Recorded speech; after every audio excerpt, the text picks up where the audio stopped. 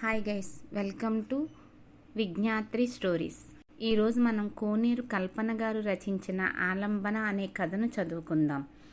సుశీలమ్మ గారికి ఆ కబురు అందినప్పటి నుంచి మనసులో లేదు. 6 లక్షలంటే మాటలు కాదు, అప్పులు పోను 2 ఆడపిల్లల పెళ్ళిళ్ళు చెయ్యవచ్చు. కానీ పిల్ల జీవితం, డబ్బు, డాబు, దర్పం, చీరలు, నగలు, కార్లు అన్నీ ఉంటాయి. కానీ సుఖం, సంతోషం, ఈ ఇంట్లో మాత్రం సంతోషంగా ఉన్నారా? ఈ ఇంట్లోనే ఉంటే ఇక ముందు సుఖపడతారన్న ఆశ కూడా లేదు. రోజు తాగి వచ్చి రభస చేసే తండ్రి ముందు పిల్లలు ఎంత సంతోషంగా ఉండగలరు? ఎటూ తేల్చుకోలేక సతమతమవుతుంది. ఈ సమస్య పెద్ద పిల్లలిద్దరికీ చెప్తే వాళ్ళేమంటారో చూడాలి అనుకుంది. శ్యామల ఆరేసిన బట్టలు తెచ్చి మడత పెడుతుంది. శ్రావణి ఇల్లు తుడిచి స్నానం చేసి వచ్చింది. కూతుళ్ళిద్దరి మొహాలు పరిశీలనగా చూస్తూ గొంతు సవరించుకుంది సుశీలమ్మ. నరసమ్మగారు కబురు చేశారు అంది. ఇద్దరూ ఆమె వైపు చూశారు ఏమిటన్నట్లు. వాళ్ళ అబ్బాయికి పెండ్లి చేయాలనుకుంటున్నారంట. ఎవరు? ఆ పోలియో అబ్బాయా? అతన్నెవరు చేసుకుంటారు అంది 10వ తరగతిలో చదువు ఆపేసిన శ్యామల. అయినా నీకెందుకు కబురు చేసినట్లు అడిగింది ఇంటర్ మొదటి సంవత్సరంతో చదువు ఆపేసిన శ్రావణి. ఆ అబ్బాయిని పెండ్లి చేసుకుంటే 6 లక్షలు ఇస్తారంట. మీ ఇద్దరిలో ఎవరో ఒకరిని చేయమంటుంది వాళ్ళింటి చాకలి రమణమ్మ. అప్పుడే కాలేజీ నుంచి వచ్చిన శారద పుస్తకాల అల్మరాలో పెట్టి కాళ్ళు కడుక్కొని వచ్చి కూర్చుంది. అంటే మాలో ఒకరిని 6 లక్షలు కొనుక్కోవాలనుకుంటుందా నరసమ్మగారు? శ్యామల అంటుంది. పెండ్లి కాకపోతే ఒంటరిగానే బ్రతుకుతా గాని ఆ అవిటవాడిని మాత్రం చేసుకోను నిక్కచ్చిగా చెప్పేసింది. సుశీలమ్మ శ్రావణి వైపు చూసింది. ఏమిటి నా వైపు చూస్తున్నావు? నన్ను బలి చేద్దామనుకుంటున్నావా? సుశీలమ్మ నిట్టూర్చింది. మన కుటుంబ పరిస్థితులు కూడా ఆలోచించాలి గదే. తాగుబోతు వాడి కూతుళ్ళను ఎవరు చేసుకుంటారు? మీ నాన్న పూర్తి జీతం ఎప్పుడైనా ఇంటికి తెచ్చాడా? తాగి వచ్చి పడుకుంటే ఆ రోజు సెలవే, జీతం కట్. మిగిలిన దానిలోనూ సగం తాగటానికి ఉంచుకొని కొద్దిగా నా మొహాన విదిలిస్తాడు. అందరికీ కడుపు నిండా అన్నం కూడా పెట్టలేకపోతున్నాను. సుశీలమ్మ కళ్ళు తుడుచుకుంది. నీకు భారం అనిపిస్తే ఏదో ఒకటి చేసి నా బ్రతుకు నేను బ్రతుకుతా గాని ఆ కుంటోడిని అస్సలు చేసుకోను అంటూ అక్కడి నుంచి లేచి వెళ్ళిపోయింది శ్రావణి. సుశీలమ్మ కళ్ళు ఒత్తుకుంటూ తను వంటింట్లోకి వెళ్ళింది. శారద ఇంటర్ సెకండ్ ఇయర్ చదువుతుంది. బాగా చదువుతుంది. ట్యూషన్ లేకుండానే మంచి మార్కులు తెచ్చుకుంటుంది. పరీక్ష ఫీజు కట్టాలి ఎలాగా అనుకుంటూ ఇంటికి వచ్చిన తనకు ఇంట్లో ఎదురైన దృశ్యం ఇది. ఈ సంఘటన జరిగిన 10 రోజుల తర్వాత నరసమ్మగారు 5 ముత్తైదువులను వెంట తీసుకొని చీర, జాకెట్టు, పసుపు, కుంకుమ, పూలు, పండ్లు, ఆకు, వక్క, ఫ్రూట్స్, స్వీట్స్ తీసుకొని కారులో దిగారు. సుశీలమ్మ గారి ఇంటి ముందు సుశీలమ్మ ఆశ్చర్యపోయింది. తత్తరపడుతూనే వారిని లోపలికి స్వాగతించింది. లోపల కూర్చోబెట్టి మంచినీళ్లు అందించింది. మీరు తొందరపడినట్లున్నారు. మా అమ్మాయిలెవరూ ఈ పెండ్లికి ఇష్టపడలేదు అంది. మీ అంగీకారం లేకుండా మేమెందుకు వస్తాము? మీ అమ్మాయి స్వయంగా వచ్చి నాతోనే చెప్పింది, అందుకే వచ్చాము. మా అమ్మాయా? ఏ అమ్మాయి? ఏమని చెప్పింది? అయోమయంగా చూసింది సుశీలమ్మ. నేనే రమ్మన్నానమ్మా అంటూ శారద లోపల నుంచి వచ్చింది. నరసమ్మగారికి నమస్కారం చేసింది. సుశీలమ్మకు నోట మాట రాలేదు. నరసమ్మగారు వివరించారు. పరీక్షలయ్యేసరికి నాకు 18 సంవత్సరాలు నిండుతాయి. పరీక్షలయ్యాకే పెండ్లి. నేనెంతవరకు చదువుకుంటానంటే అంతవరకు చదివించేటట్లయితే మీ అబ్బాయిని చేసుకుంటాను అంది మీ అమ్మాయి శారద. మా వారు కూడా ఇంట్లో లేరు. ఏమనాలో పాలుపోక కాసేపు ఆగింది సుశీలమ్మ. అమ్మా, నాన్నకు నేను చెప్తాలే, ముందు ఆ కార్యక్రమం కానియ్యి శారద భరోసా ఇచ్చింది. మళ్ళీ శారదే శ్రావణిని పిలిచి అక్క మన ఇంటికి ఇటుపక్క అటుపక్క ఎదురిళ్ల వాళ్లను బొట్టు పిలిచిరా అని పురమాయించింది. తను మెచ్యూర్ అయినప్పుడు కొన్న తెల్లవాయిల్ చీర కట్టుకొని వచ్చి కుర్చీలో కూర్చుంది. నరసమ్మగారు తాను తెచ్చినవి శారదా చేతిలో పెట్టి అందరి చేత అక్షింతలు వేయించింది. తను అక్షింతలు వేసింది.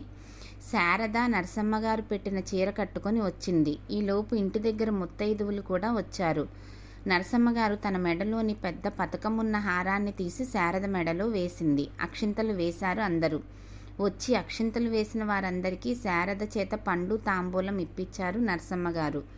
నరసమ్మగారిచ్చిన స్వీట్ ప్యాకెట్లు తీసుకుని శ్యామల చేసిచ్చిన టీ తాగి వెళ్లారందరూ. సుశీలమ్మకు అంతా కలలా ఉంది. శారదను చూసి ఏమిటే ఇదంతా అంది. నువ్వేమి కంగారు పడకమ్మా, అంతా మంచే జరుగుతుంది. మన కుటుంబానికి ఇతి బాధలు ఇంక ఉండవు అంది. నాన్న ఏమంటారో? నాన్న సంగతి నేను చూసుకుంటానన్నాగా. పరీక్షలయ్యాక నిశ్చితార్థంలానే పెండ్లి కూడా నిరాడంబరంగా గుళ్ళో జరిగింది. శారద అత్తగారింటికి వచ్చింది. ముందుగా అత్తగారిచ్చిన 6 లక్షలు అమ్మ పేరు మీద బ్యాంక్లో ఫిక్స్డ్ చేసింది. తరువాత తన భర్తకు నర్సుగా పనిచేస్తున్న ఆయాన్ని మాన్పించింది.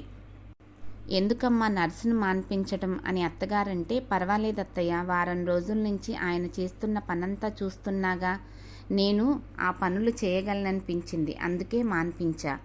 నీకు ఇబ్బంది అవుతుందమ్మా, నీవు చేయలేవు అన్నా. లేదత్తయ్య, అతనికి నెలకు 10,000 ఇస్తున్నారు, ఆ డబ్బు నాకు ఇవ్వండి అంది. నీకు డబ్బు కావాలంటే ఎంత కావాలో అంత తీసుకుని వాడుకో, దానికే నర్సును మాన్పించి ఆ పని నీవు చేయాలా? నా ఖర్చుల కోసం కాదత్తయ్య, ఆ డబ్బు మా తమ్ముడు చదువుకు ఖర్చు పెడతాను. మీ తమ్ముడిని మనమే చదివిద్దాము, దానికి నీవింత కష్టపడాలా అన్నా వినిపించుకోలేదు. తన పుట్టింటి వారిని అత్తింటి ముందు బిచ్చగాళ్ళని చేయటం తనకిష్టం లేదు. నెట్లో పోలియో గురించి, జైపూర్లోని కృత్రిమ కాళ్ల గురించి తెలుసుకొని వాళ్లతో సంప్రదించింది. తన భర్త భరణిని ఇక్కడికి డాక్టర్ని చూపించి ఆ రిపోర్ట్లన్నీ జైపూర్ పంపింది. వాళ్ళు కృత్రిమ కాళ్ళు అమర్చుటకు వీలవుతుంది అన్నాక అత్తగారు, డ్రైవరు, ఒక నౌకరు సాయంతో జైపూర్లో ఇల్లు అద్దె తీసుకొని అక్కడికి మకాం మార్చింది. కొంత ట్రీట్మెంట్ తర్వాత 2 కాళ్లకు కృత్రిమ కాళ్ళు తయారు చేశారు. వాటిని అమర్చిన తర్వాత వాటితో నడవడం ప్రాక్టీస్ చేయించారు కొన్నాళ్ళు.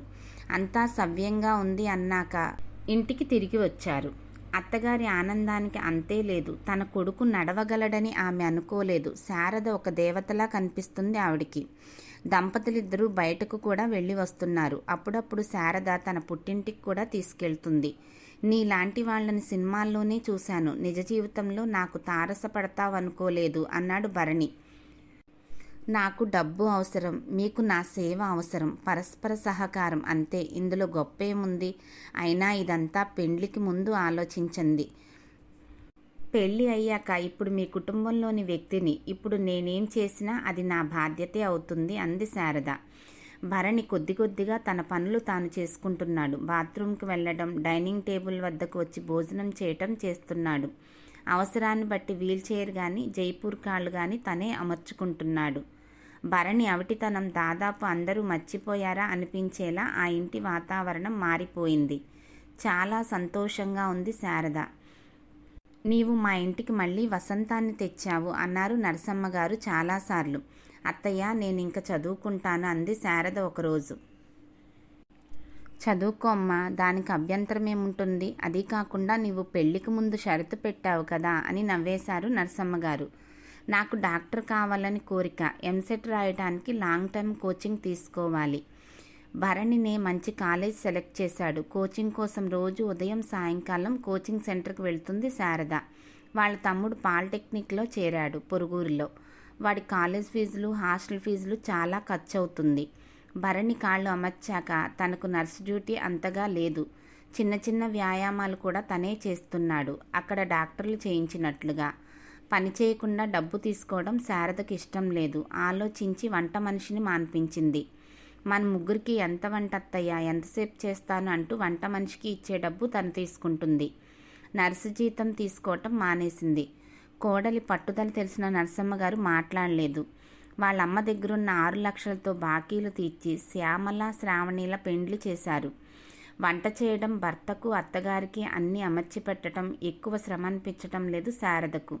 మనసు ప్రశాంతంగా ఉండటంతో చదువు మీద ఏకాగ్రత పెంచింది.